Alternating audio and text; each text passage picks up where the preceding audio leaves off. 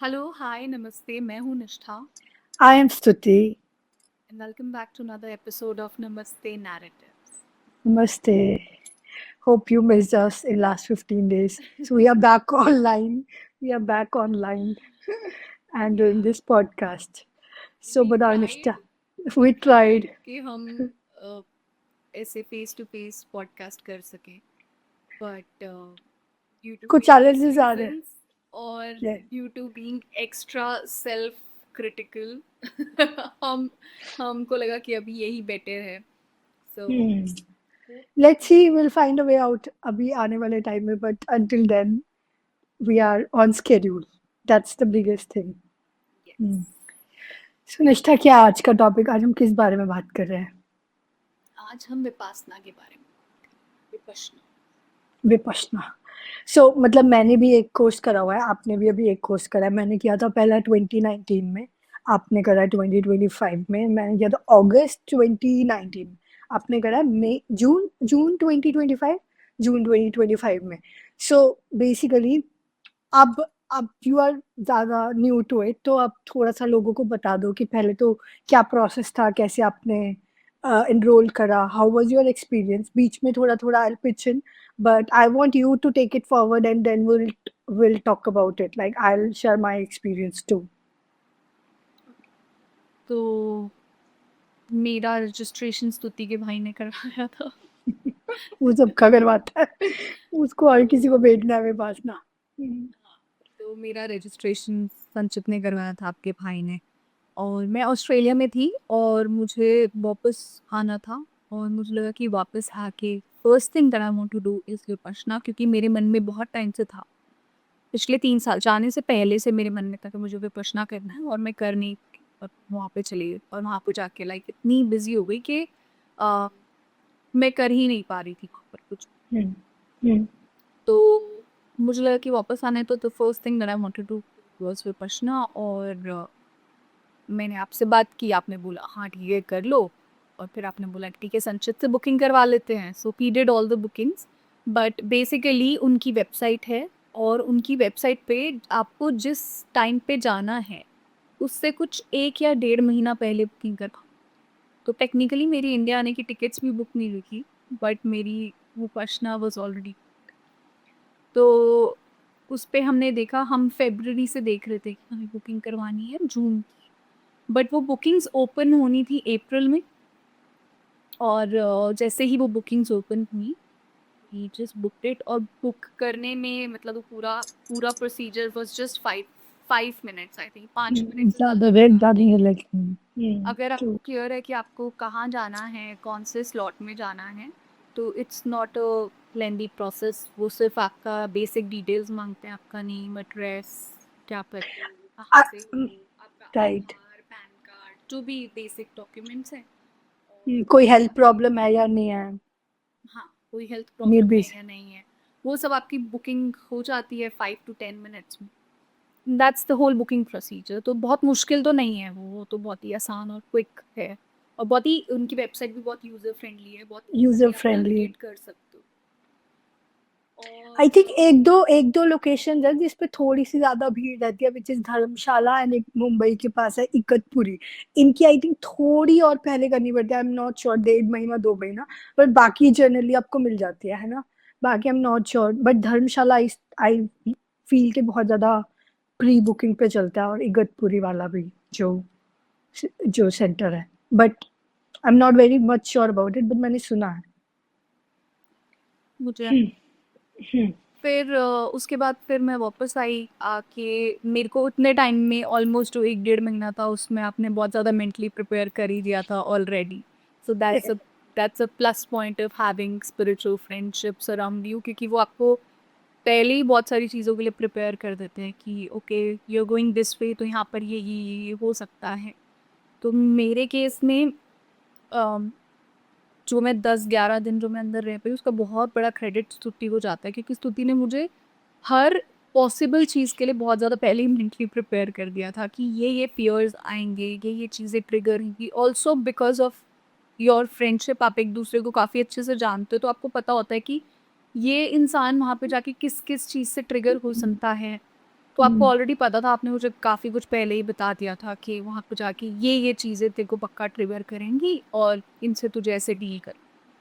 हम्म, but अगर कोई नया इंसान जा रहा है तो उसके लिए वो पूरे 11 दिन बहुत ही ज़्यादा इंटेंस और ट्रिगरिंग हो सकते हैं।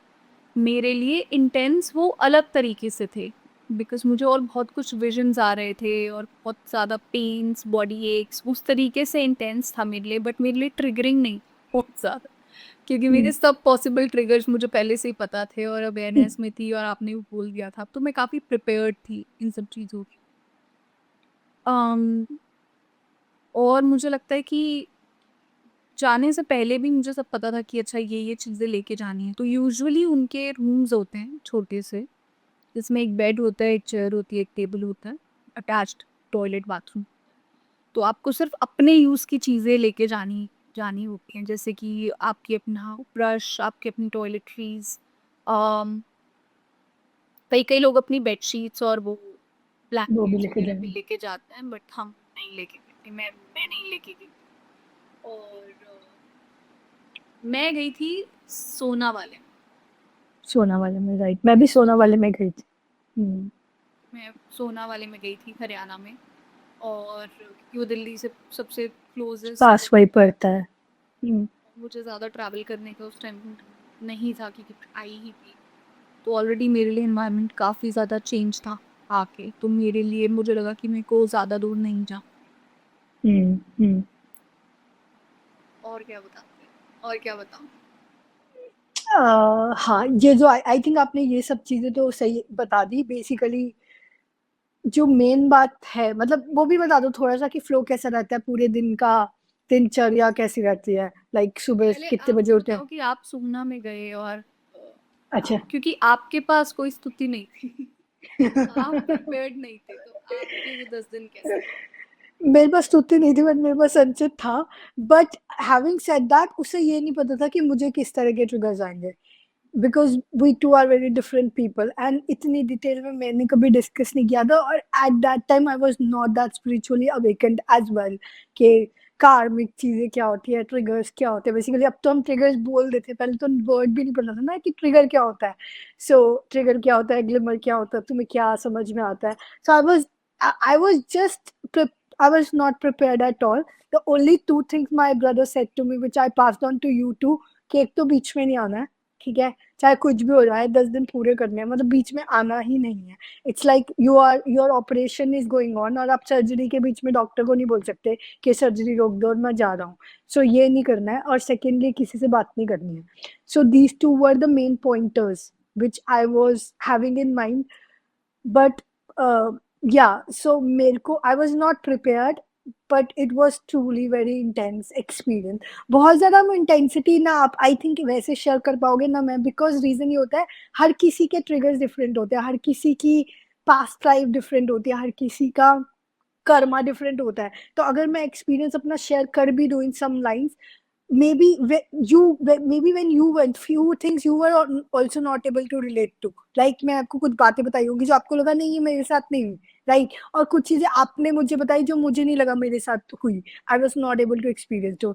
सो it's a very very personal journey कि आपका आपका इनसाइड लेवल क्या है उस टाइम, योर सोल का इनसाइड लेवल क्या है, where you are at in your journey, what are you looking for. Maybe अगर मैं आज की डेट में जाऊं या जाती हूँ तो my experience will be completely different, and people से कि second is even more difficult than first, जबकि लोगों को लगता है कि फर्स्ट बहुत डिफिकल्ट होता है। I feel the more you do the more difficult it gets, it's like the version upgrade, it's like the version upgrade. So मेरा ये था, I come to more mind, but yeah you tell how how tell people audience के थोड़ा सा overall क्या मतलब तो वो रहता है बेसिकली डेली रूटीन। 11 दिन में सबसे पहली चीज़ तो ये कि आपको किसी से बात नहीं करनी, आपको किसी हम्म, से डायरेक्ट आई कांटेक्ट नहीं करना, आर्यमोन, आर्य मौन का पालन करना है, नोबल साइलेंस, नोबल किसी साइलेंस। किसी से। नोबल साइलेंस का मतलब, सॉरी या आप कुछ बोल रहे थे, आप सॉरी टू बताओ कट यू बताओ off. Noble silence. Noble silence का मतलब होता है कि आप आंखों से भी किसी से बात नहीं करोगे, इशारों से भी, कि दे दे ऐसे करके कई लोग, and people do it, people do it, लोग करते हैं वहां पे, because I mean rules are rules, but still it's India and people लोग रूल नहीं फॉलो करते, but noble silence mean you don't even talk to your eye through your eyes when you are, आप कहीं चल रहे हो तो आप अपनी आंखें नीचे करके चलो एंड चलते रहो बस नीचे देख के, और कोशिश करो कि आपके पैरों में कोई भी ऐसा ना आए जिस मतलब बेसिकली चींटी भी नहीं मरनी चाहिए ऐसे हाँ, बेसिम। मैं ये वाली बात पे बोलना चाहूंगी कि बेसिकली वहां पर क्या होता है कि एक साइड पूरी फीमेल्स की होती है और एक साइड पूरी मेल्स मेल्स की की होती है। तो फीमेल्स वाली में भी ऐसे अलग अलग रूम्स होते हैं और उसमें आप रहते हो, और बहुत सारी लेडीज होती हैं वहाँ पर, बहुत कुछ लड़कियां भी होती हैं, छोटे हर एज के लोग होते हैं पर। तो मुझे स्तुति ने बोला था कि किसी की तरफ देखना मत, आंखें नीचे करके चलना, देखना कोई चींटी ना बच जाए। कोई कोई चीज़ होती है ना आपके दिमाग में एकदम सेट हो जाती है, तो ना मैं जब भी चल रही होती थी ना तो मेरी आदत है मैं ऐसे करके चलती हूँ ऊपर देख के, या मेरा मेरा हमेशा ऐसे रहता है या सामने रहता है, मैं कभी भी नीचे देख के नहीं मतलब मैं चलती थी बचपन में, हमेशा मैं ऐसे चलती थी, and then suddenly after yes you forgot. हाँ। आफ्टर माय व्हाटएवर, मैं अब उसको अवेकनिंग भी नहीं बोलूँगी, जो भी था वो, उसके बाद में मेरी बैक स्ट्रेट रहती है, ऐसे हम्म, नहीं रहता पोस्चर ठीक है। तो इन माय केस मुझे लगा कि मेरे को कि मैं कि मेरी हैबिट ये है और मेरे को चलना सडनली ऐसे है, तो मैं ऐसे हम्म, करके चलती थी। और मेरा सुबह भी इनफैक्ट जब 4:30 बजे जाते थे अपनी मेडिटेशन के लिए, जब थम्मा हॉल में जा रहे हो, कब भी मेरी नजरें ऐसी होती थी। हम्म, और वहाँ पर बहुत सारी लेडीज थी और आंटियाँ तो ऑब्वियसली एक दूसरे से बात करती हैं, तो वो तो बिना बात के नहीं रह पा रही। और मैंने मैंने आपको बताया भी था, आप मिले नहीं थे, जो आप मुझे लेने के लिए आए थे, तो मेरे रूम के एकदम साथ में ही एक आंटी, उनको बहुत बात करने का चस्का था, तो उनको बहुत बात करनी थी और उन्होंने मुझसे भी बात करने की कोशिश करी 2-3 बार, बट मैंने बात नहीं करी। और नोबल साइलेंस मैंने पूरी कोशिश करी, बट एक आधी बार मेरी भी टूटी वहाँ पर, बिकॉज वहाँ पर लिजर्ड्स थी और मेरे लिए वो बड़ा फियर है, not as big as yours but it is a big fear. तो मुझे सेम। उसके वजह से मुझे 1-2 बार रोना पड़ा किसी किसी से, बट अदरवाइज मेरी किसी से कोई रैंडम कॉन्वर्सेशंस नहीं, कोई कुछ नहीं। जब 10th डे जब वो बोलते हैं क्योंकि अब आप दोपहर के बाद अब आप बात कर सकते हो, उस दिन शाम को मुझसे बहुत सारे लोगों ने, बट उसके अलावा मेरी किसी से कोई हम्म, हम्म। हाँ, मतलब आप अपने टीचर से बात कर सकते हो अगर आपको कोई क्वेश्चन है तो, that ways you can take that, I mean you can tell them your query और you can take the answers from them, but वैसे आप किसी से भी कोई बात करना is not allowed at all. और मुझे लगता है दैट्स द मेन थिंग, क्योंकि जब आप वो करते हो ना तो a lot happens inside you, because मौन अपने आप में एक बहुत बड़ा फास्ट है।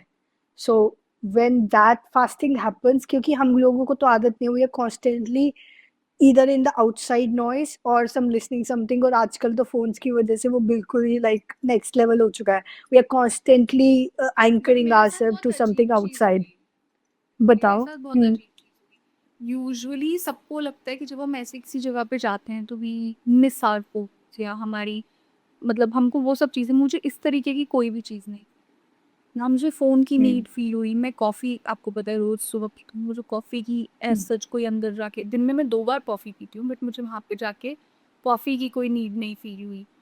माई हंगर सडनली बॉट एकदम, मुझे नहीं लग रहा था कि मेरे फूड स्केड्यूल्स में कुछ चेंज है, या मेरी बॉडी में इन सब चीज़ों को लेके कोई चेंज नहीं आया, और मेरी बॉडी ने इन सब चीज़ों को लेके कोई रिएक्ट नहीं किया जिस पे यूजुअली लोगों की बॉडी रिएक्ट करती है, which is food routine, phone, not talking to anyone. इन सब चीज़ों पे मेरी बॉडी की कोई रिएक्शंस, मेरी बॉडी के रिएक्शंस और चीज़ों पे थे, which were the pain when he जो भी स्टफ इन वो थी। और मुझे लगता है कि क्योंकि जब आप ऐसे किसी डीप, दिन में हम 11 घंटे मेडिटेट कर रहे हैं, तो 11 घंटे आप मेडिटेशन कर रहे हो, 10:30 11 घंटे, फिर आप सो रहे हो। तो मेरे को जब वो सोती थी, मैं दिन में भी मैं जब 2 घंटे 1-1.5 घंटे का जब तक टाइम था, तो मैं उसमें सो जाती थी। तो जब मैं सोती थी तो I used to have different visions, different dreams which I shared with my teacher. Hmm, मैं बोला कि it's very common to see your past life, तो मेरे वो आई एग्री। समझ पाना थोड़ा-सा मुश्किल था कि ये सब कुछ कैसे हो रहा है, और कई बार आप उसको ले भी नहीं पाते क्योंकि आप खुद को देख ही नहीं पाते इतने पेन में कि आई हैव गॉन थ्रू और my soul has gone through so much. इसलिए आज मैं यहाँ पर, इसलिए आज पूरी लाइफ में ये सब है। तो कहीं न कहीं ग्रैटिट्यूड भी आता है बहुत ज़्यादा, but at the same time it's very intense to look at. But आपके केस में आपने मुझे बोला था कि you had your spontaneous delivery. I was having similar ideas for myself, which didn't happen. It didn't happen. वैसा I have experienced that otherwise in but not in Vipassana. 2019 only, like chat बुरी करती हुई, but not in which. तो आप इसके Okay. बारे में कुछ बता। यार I am not very sure because this could be controversial, क्योंकि मुझे ऐसा लगा था कि मेरी कुंडलिनी अवेकनिंग हुई थी, but people might relate the similar symptoms to a panic attack or anxiety attack. But I felt that it was a Kundalini awakening experience. There was a lot of body shivering happening.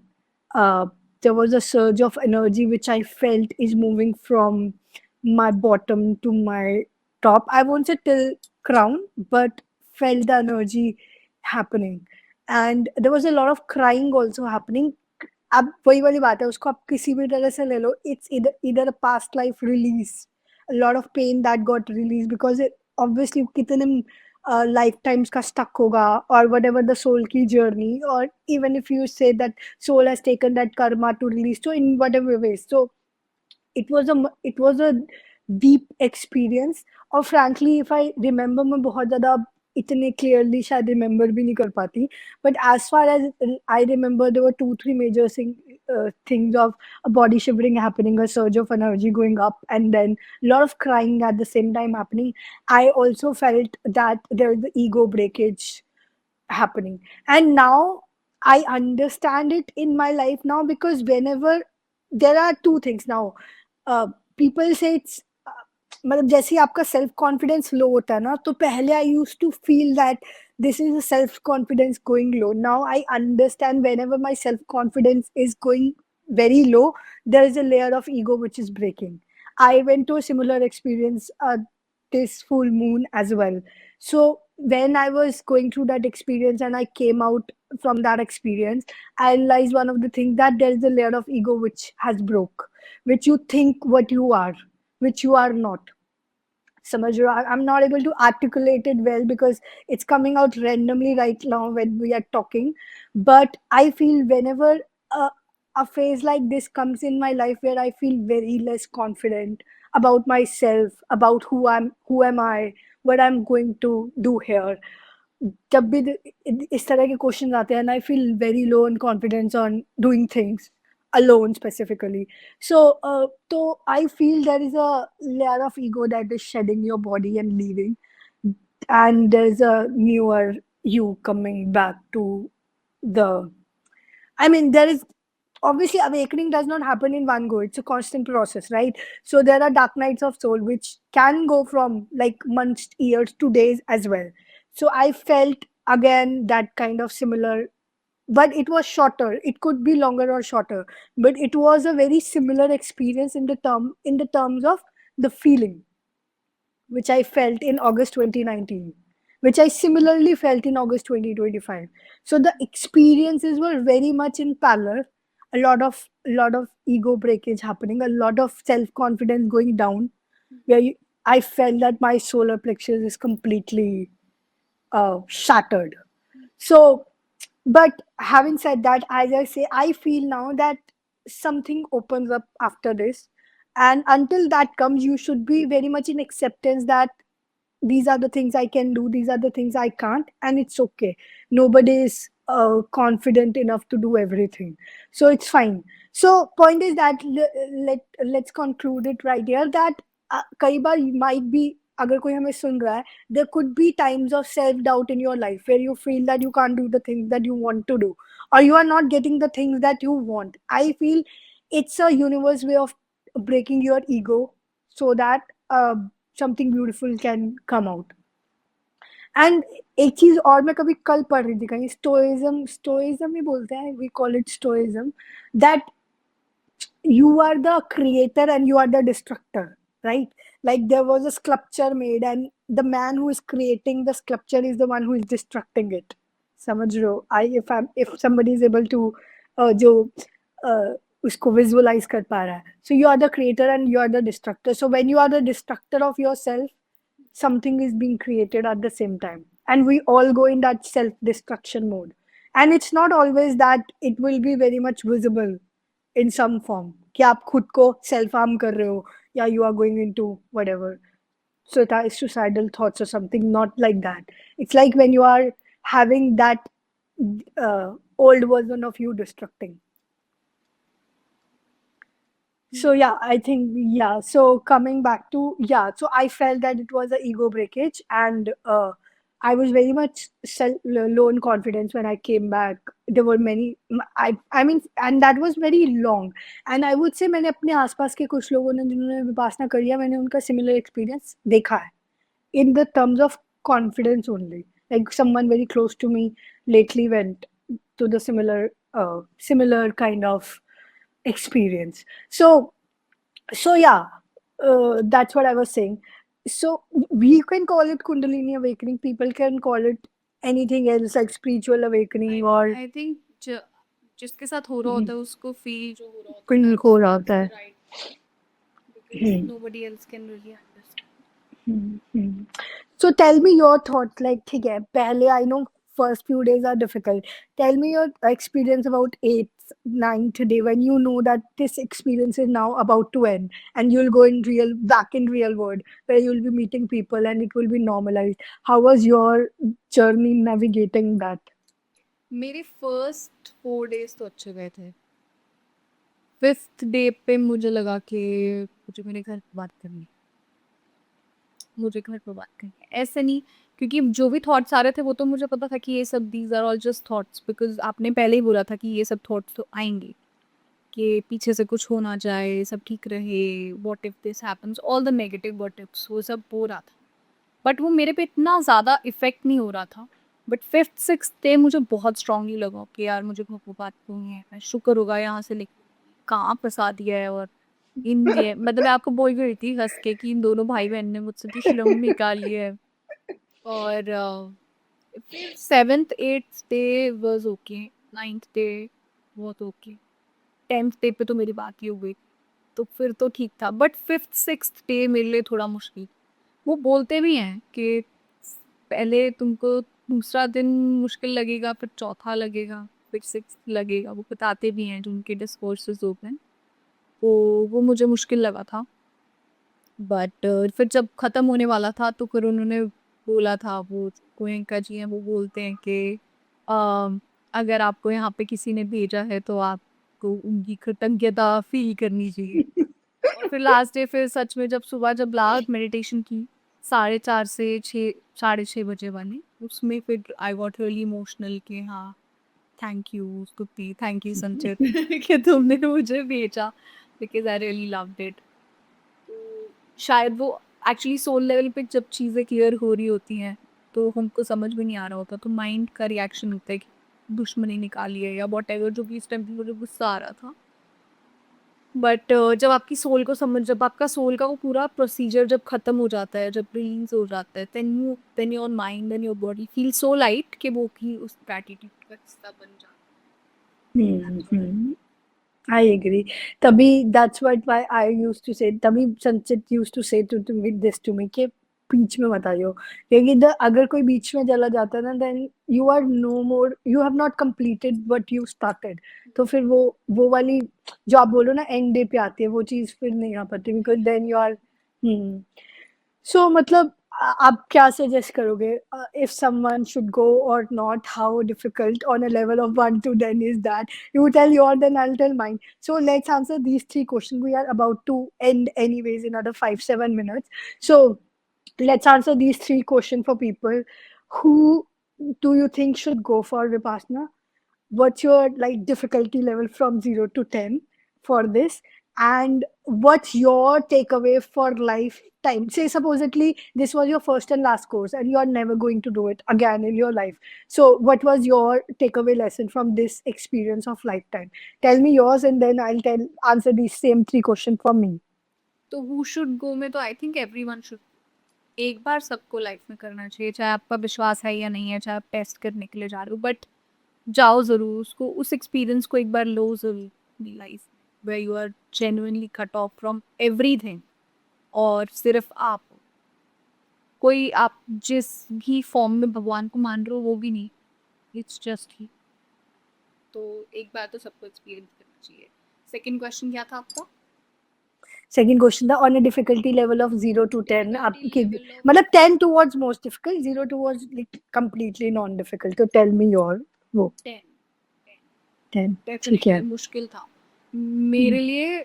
मतलब अगर कोई कोई और जा रहा है जिसको बिल्कुल किसी ने प्रिपेयर नहीं किया, तो for them it's 10, for me it was 7.5, क्योंकि मैं कुछ प्रिपेयर्ड थी बिकॉज ऑफ यू। तो मेरे लिए 7.5, but usually for anyone else it's 10, 10 because इतने घंटे बैठना भी बहुत मुश्किल है मेरे लिए। मुश्किल होता है. True, I agree. And how about the last? What is your major takeaway for the life? For I think वो एक चीज़ बार बार बोलते हैं जो कि मैं बहुत ही ज़्यादा सबकॉन्शियसली उस चीज़ को फॉलो कर रही हूँ, और अभी आपने पूछा है तो मुझे रियलाइज, विच इज़ अनित्य, कि एवरीथिंग इज अनित्य, जो भी हो रहा है दिस इज नॉट परमानेंट। तो ये this is forever changing, and that forever change is the only नित्य, that only constant thing. So basically thing, change is the only constant, constant thing. But उसकी acceptance आ जाती है विपश्यना में जाके। And secondly जो मुझे विपश्यना में एक और चीज़ जो मुझे समझ में है कि जो मैं पहले बोल रही थी पहले के एपिसोड में, बट वहाँ पे जाके मुझे एक रीएफर्मेशन मिल गया उस चीज़ का कि इस समय का सच क्या है। तो अब अगर कोई ट्रिगरिंग सिचुएशन होती भी है तो शायद मैं रिएक्ट कर भी देती हूँ, तो मेरे अंदर से फिर एक आवाज़ आती है कि इस समय का सच ये है कि एक्सेप्ट करना पड़ेगा. कि एक्सेप्ट कर, जब तक ये एक्सेप्ट नहीं करेगी आने, it's like now I have started looking at life like a road with multiple doors, multiple gates, और हर एक गेट पे आपका जब नेक्स्ट लेवल आए उस पे जाने से पहले आपको पिछली सब चीज़ें क्लियर करनी है, और उसमें से कुछ चीज़ें तो थ्रू पेन क्लियर होंगी, बट कुछ चीज़ें थ्रू एक्सेप्टेंस क्लियर। तो हम पेन क्लियरेंस कर लेते हैं क्योंकि वो हमारे अपने हाथ में नहीं होता, लेकिन हम एक्सेप्टेंस को क्लियर नहीं करते, Amazing. एक्यूमुलेट होता चला जाता है। तो मुझे लगता That's है कि amazing. वो एक्सेप्टेंस वहाँ पे जाके आपके एवरीथिंग इज इन, हम्म. समझ गई. Great. Amazing. So let me answer mine. हाँ, आपने जो बोला I would agree to first of your कि हर किसी को करना चाहिए at least once a lifetime. I can understand it's a difficult experience, आप multiple time नहीं कर सकते, but एक lifetime में एक बार this deserve to be done. जैसे आप बोलते हो कि हर चीज लाइफ में एक बार experience करनी चाहिए. So yes. And on a difficulty level to 0 to 10, I was prepared by 5, but मेरे according it's 11 by 10 or 11.5 by 10 was difficult. So very, very difficult experience. And yeah, for me it was. I was not prepared to 7.5 जैसे आप बोल रहे थे. मैंने तो आपको बहुत मैं जान करके ज़्यादा बोलती रहती थी ताकि आपको कुछ लगे, आपको मतलब वहाँ पे जाके इतना तो पता चले ये तो होना ही है. For I was just prepared 5, so for me it was 11 on 10 difficult. And takeaway for me is I think one is common like change is the only thing which is constant. So whenever I go through a situation which is not in my favor and I'm feeling too low or I'm very much depressed or sad or whatever you want to name that or anxious, the only thing I keep saying myself is this too shall pass, because obviously, uh, as you said, ke anitya, everything is, there is no nothing which is permanent. तो जब अच्छा time permanent नहीं होता तो बुरा भी नहीं होगा. but the only thing is the other lesson is samta, so which I forget normally when the time is going good, tab हम नहीं remind करा रहे होते that this too shall also pass, so live it to fullest. So so that's my second lesson, और ये मुझे lately बहुत feel हुआ भी. I was like, जब तुम you are into on the go mode, you're constantly working. I was constantly working. I was on the go mode. एक घर दूसरे घर, and then job and everything was like very much on the go, and I was not grateful. And then suddenly everything stopped. I had to be at one place. I was not moving so much. I was working from home. Nothing of movement was happening from one place to another place, and I realized how much I should be grateful for that movement happening, because that was keeping me so much in joy, in run with life, in going from one place, doing breakfast, and then moving to going to my office, and then coming back, and then coming to another home. And I was doing a lot, like, but suddenly everything stopped, and you know the reason. So the point is that then I was so much remembering, I was trying to remember the fact that how much you should be grateful for things, क्योंकि तब हम उन चीज़ों के लिए शायद complain कर रहे होते हैं कि यार भागते रहो बस एक जगह से दूसरी जगह. But there was a joy in that run. There was joy in that feeling of being at so many places in the same day, right? Which was not happening later. So yeah, the second point is samta, to be in balance. That when things are going good, you should also be grateful and be balanced. That yeah, time is good. I should enjoy it. I should live it to my fullest, and not think के उसमें भी क्योंकि कुछ ना कुछ cribbing के लिए तो निकाल ही लेंगे ना हम. तो point is that कि हाँ, that's my two takeaways for life, for lifetime. If I never go again, I want to go again, but let's see when I get the courage, because as we say, it's very difficult. तो courage आना भी बहुत ज़रूरी है, that you take that 10 days for yourself. So yeah, this was mine. So बताओ, I think we are at the end of the podcast now. तो ultimately हमारा verdict या हमारा एंडिंग ऑफ दिस एपिसोड है कि सबको एक बार विपश्यना ट्राई ज़रूर करनी चाहिए, और 10 दिन के लिए प्रिपेयर होके जाओ, और अगर थोड़ी और प्रिपरेशन चाहिए तो हमें मैसेज कर देना, डीएम कर देना, हम अपने वॉइस नोट्स ये भेज तो भी देंगे कि आप प्रिपेयर्ड हो जाओगे विपश्यना के लिए.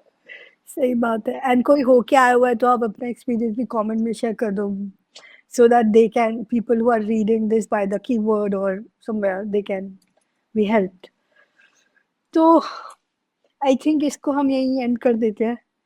सो या, So that's it for today's episode. cheers हम episode. जरूर मिलेंगे अगले एपिसोड में. Till then bye, stay Thank blessed, you. नमस्ते. Namaste. हमारे चैनल को सब्सक्राइब कर लो, वीडियोस को लाइक करो, कमेंट करो, and of course you can connect with us on Instagram, Facebook and all the other platforms. We'll see you in the next episode. Till then, bye. Stay tense. Namaste.